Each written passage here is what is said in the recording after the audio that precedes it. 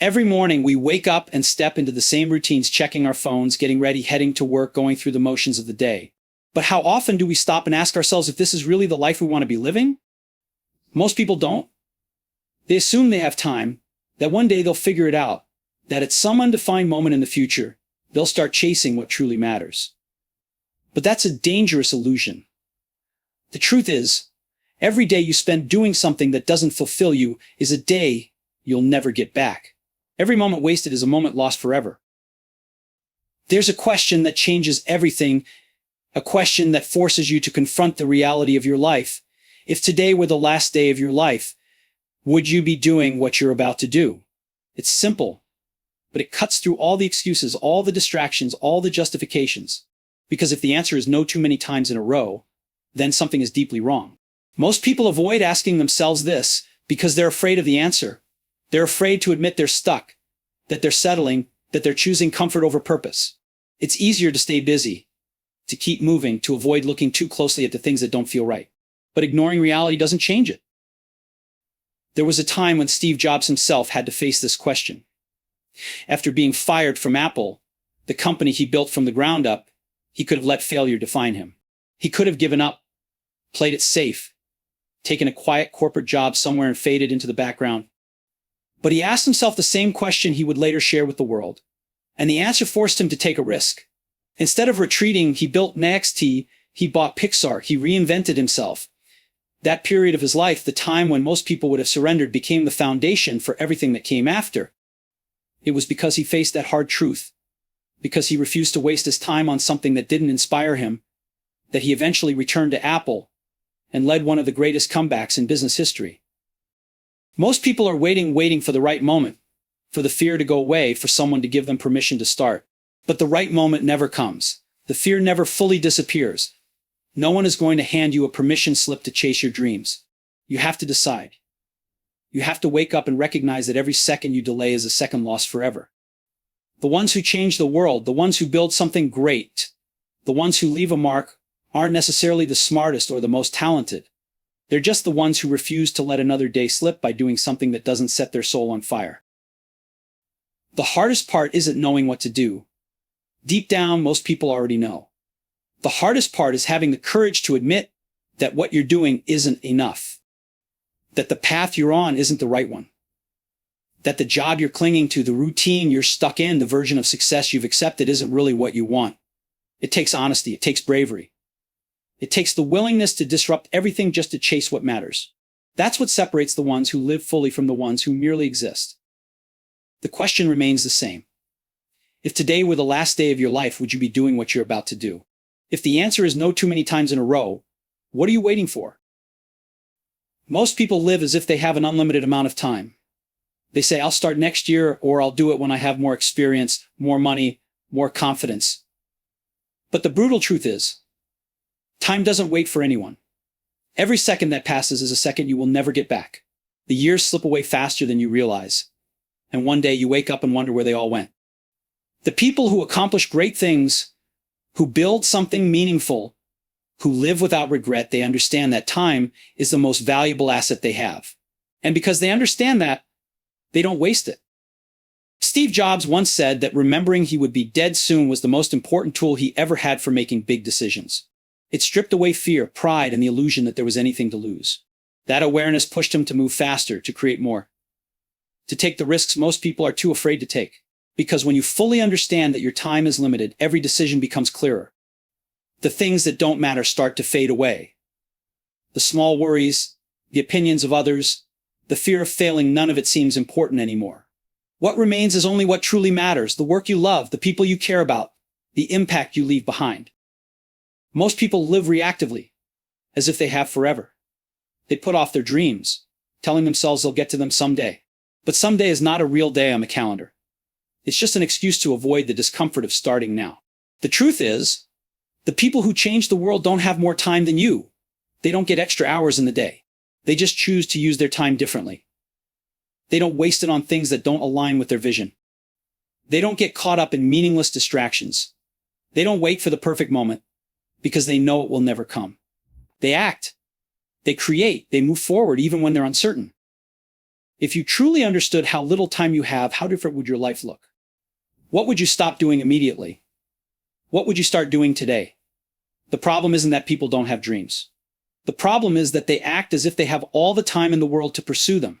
But every day you spend hesitating, every day you choose comfort over growth, every day you let doubt win is a day you will never get back. And one day there will be no more days left. Steve Jobs built Apple, lost Apple, and built it again because he refused to waste time dwelling on the past. He didn't let failure slow him down. He didn't let rejection paralyze him. He moved fast, made bold decisions, and never allowed himself to get stuck. That's the difference between those who create something extraordinary and those who simply exist. It's not intelligence, luck, or talent. It's urgency. It's the refusal to let another day slip by without working towards something that matters. The illusion of unlimited time is the greatest trap in life. It convinces people to play small, to avoid risks, to postpone their dreams until it's too late. But the ones who truly live, the ones who make a difference, are the ones who wake up every day knowing that time is their most precious resource. And because of that, they don't waste a second of it. Fear and comfort are the silent killers of ambition. They keep people stuck in jobs they don't love, relationships that don't inspire them, and routines that drain the life out of them. People convince themselves that they're making the safe choice, that they're being responsible, that they're doing what they're supposed to do. But deep down, there's a voice telling them that they're capable of more. They ignore it because listening to it would mean stepping into the unknown, taking a risk, doing something that doesn't come with guarantees, and that terrifies them. Fear is powerful. It convinces people to stay small, to settle, to avoid anything that might lead to discomfort. It whispers all the reasons why they shouldn't try, why they shouldn't change, why they should wait just a little bit longer. But waiting turns into months. Months turn into years. And before they know it, a lifetime has passed without them ever taking the leap. They tell themselves that there will be a better time, that they just need a little more preparation, a little more security. But there will never be a perfect time.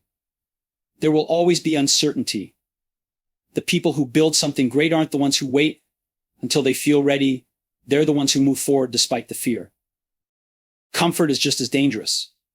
It feels good, it feels safe, but it's also a trap. It lulls people into a false sense of security, making them believe that as long as things aren't terrible, they don't need to change. But growth never happens in comfort. The people who create, who innovate, who push the world forward are the ones who refuse to stay where it's easy. They are the ones who take on challenges that force them to level up, who put themselves in situations where failure is a real possibility. They understand that the pain of regret is far worse than the pain of temporary discomfort. Steve Jobs could have stayed comfortable. After being fired from Apple, he could have walked away, found something safe to do, lived off the money he had already made. But he didn't. He started again. He took risks when most people would have quit. He didn't let fear of failure stop him from building NXT, from acquiring Pixar, from returning to Apple and redefining technology. He wasn't fearless, he just didn't let fear control him.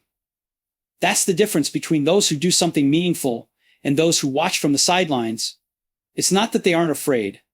It's that they refuse to let fear make their decisions for them. Most people choose comfort because they think it will make them happy. But true happiness comes from growth, from progress, from chasing something that excites you. If you're stuck in a job you hate, if you're living a life that doesn't inspire you, it's not because you're incapable of something more. It's because you've let fear and comfort make your decisions. But what if you stopped?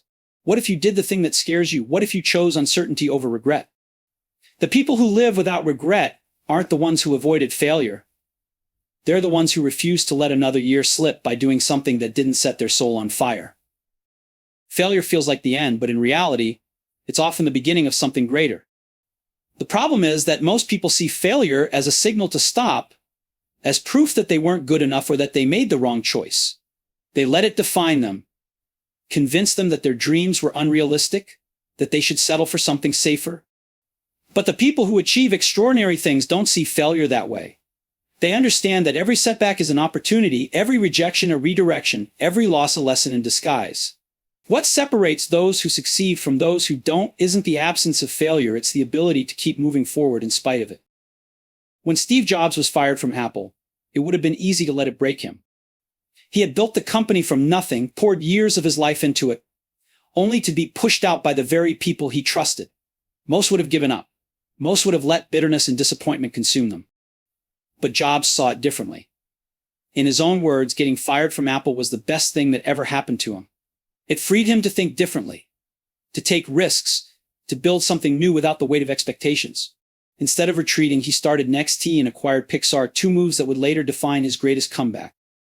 When he returned to Apple, he wasn't just the same man who had left. He was sharper, wiser, and more prepared to lead than ever before. His greatest failure became the foundation for his greatest success. The difference between those who rise after failure and those who stay down isn't talent or intelligence. It's perspective. Most people take failure personally. They see it as a reflection of their worth, as a final verdict on their abilities. But failure isn't personal, it's part of the process. It's the tuition you pay for greatness.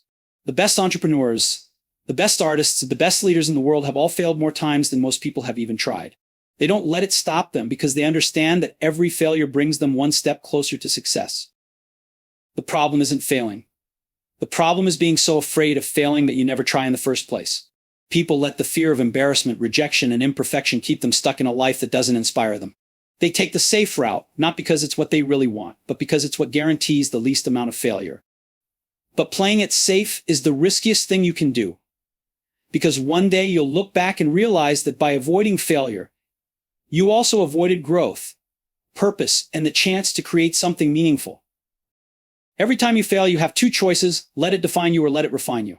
The ones who do something great are the ones who choose the second option. They take their losses and turn them into lessons. They take their rejections and use them as fuel.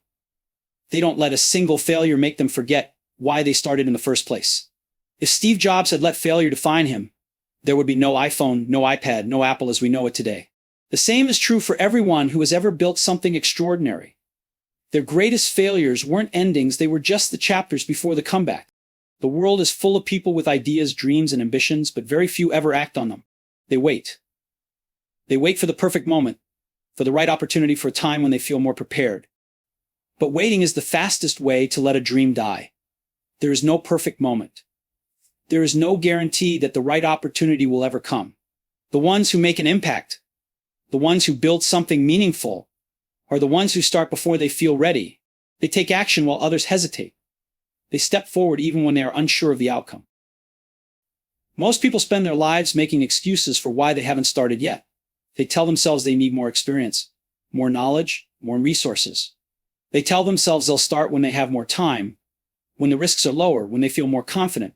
But confidence doesn't come first, action does. Confidence is built in the process, not before it begins. The people who succeed aren't necessarily the most talented, the most educated, or the most experienced. They're the ones who have the courage to take the first step while others are still waiting for permission. Steve Jobs didn't wait for permission when he and Steve Wozniak started Apple in a garage. He didn't wait for the world to validate his ideas before he pursued them. He saw something that didn't exist yet and decided to create it. That's what visionaries do. They don't wait for someone else to open a door for them, they build their own door. They don't waste time asking if they're qualified, if they're good enough, if they're ready. They start. They take risks. They trust that they will figure it out along the way. The fear of failure holds more people back than actual failure ever could. Most people never start because they're afraid of looking foolish, afraid of making mistakes, afraid of what others will think. But the truth is, no one is paying as much attention as you think they are. Everyone else is too busy worrying about their own lives to scrutinize. The only way to fail for certain is to never try at all. The people who change the world aren't the ones who never fail, they are the ones who fail, learn, and keep going. Starting is the hardest part.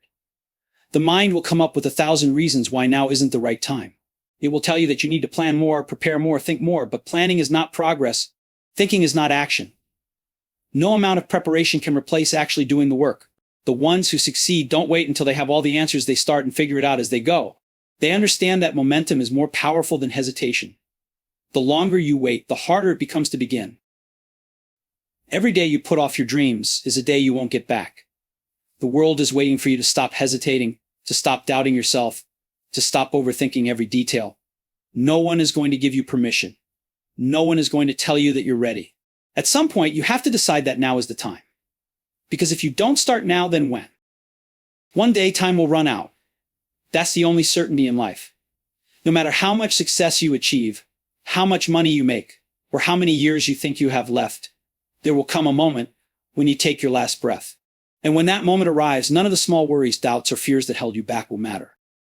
The only thing that will matter is whether you made your time count, whether you spent your days chasing something meaningful or simply going through the motions, whether you created, built, and left something behind or wasted years doing things that never really mattered to you. Most people don't live with that urgency. They think they have time. They tell themselves they'll start next year, that they'll take the leap when they're ready, that they'll pursue their passion when life is more stable. But stability is an illusion. There is never a perfect time. There is never a guarantee that you'll get another chance. The people who create something great, the ones who build a legacy, are the ones who understand that time is their most precious resource. And because of that, they refuse to waste it. They don't let fear stop them. They don't let failure slow them down. They don't wait for permission, because they know that waiting is the fastest way to let life pass them by. Steve Jobs lived with that urgency. When he was diagnosed with cancer, he knew that his time was limited. But instead of letting fear consume him, he used it as fuel. He cut out anything that wasn't essential. He focused only on the things that truly mattered, creating, innovating, building something that would outlast him. He understood that time is not something you can buy back. And that knowledge shaped every decision he made. He didn't let distractions take him away from his vision. He didn't let doubt creep in. He made every moment count because he knew that every moment was one step closer to the end. Most people live as if they are going to live forever. They procrastinate. They avoid hard choices. They take the easy route because it feels safer in the moment, but safety is an illusion. In the end, the real risk isn't failing. The real risk is looking back on your life and realizing you never really lived, that you let fear dictate your choices, that you spent too much time worrying about what other people thought, that you played small when you had the potential to do something great. The world is full of people who had big dreams, but never acted on them. People who wanted to write books, start businesses, travel the world, change lives, but they waited too long. They thought they had more time, and then suddenly they didn't. Regret is one of the heaviest burdens a person can carry, and it doesn't come from the things they tried and failed at. It comes from the things they never tried at all. The risks they didn't take, the words they didn't say, the life they didn't live. Every day is a choice to move forward or to stay the same, a choice to create or to consume, a choice to step outside your comfort zone or to remain in it. The clock is ticking whether you act or not. The question is, what are you doing with the time you have left?